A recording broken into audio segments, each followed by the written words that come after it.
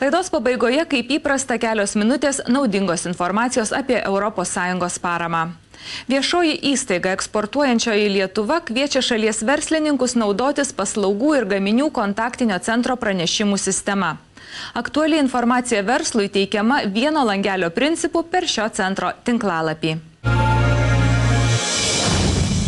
Viešosios įstaigos eksportuojančioje Lietuva padalinys paslaugų ir gaminių kontaktinis centras įsteigtas remiantis ES direktyva, reikalaujančia, kad šalyje būtų sukurtas vadinamasis vienas langelis verslininkams, ieškantiems informacijos apie įvairius leidimus ir reikalavimus gaminiams. Šis centras priklauso ES šalių kontaktinių centrų tinklui.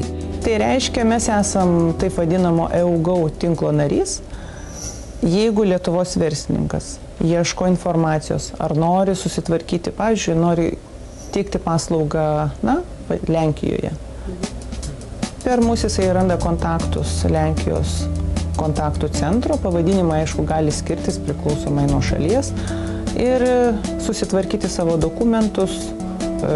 Pirmiausia, aišku, sužinoti informaciją, kokie yra reikalavimai, tada išsiųs dokumentus reikalingus atitinkamom licenzijom veiklai gauti.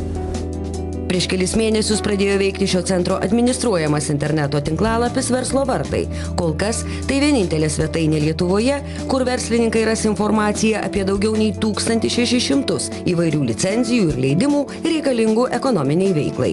Be to, nauja paslauga suteikia galimybę siųsti reikiamus dokumentus bet kada ir iš bet kur.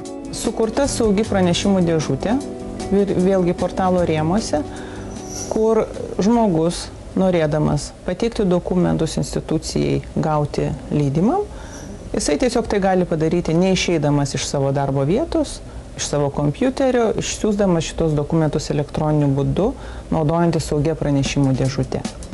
Pasak Audronės Masandukaitės, nauja sistema itin aktuali tiems verslininkams, kurių veiklai reikalingos įvairios licenzijos ir leidimai, pavyzdžiui, prekybai alkoholiu, tabako gaminiais, ginklais, tauriaisiais metalais.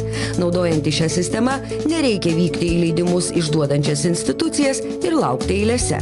Pirmiausia, verslininkas atsidaręs mūsų portalą, suranda informaciją apie jam reikalingą leidimą ir reikalingus dokumentus.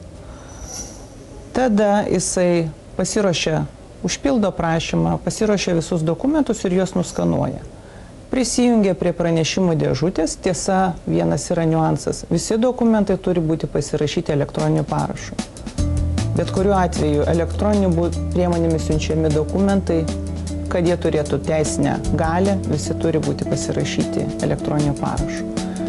Ir kągi belieka išsiųsti per pranešimų dėžutę pasirinktai institucijai šitos dokumentus.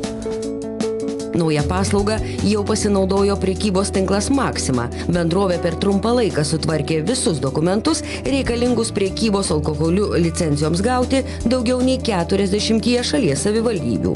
Paslaugų ir gaminių kontaktų centras kviečia ir kitus verslininkus naudotis naujojo portalo paslaugomis, juolab, kad tai nėra sudėtinga.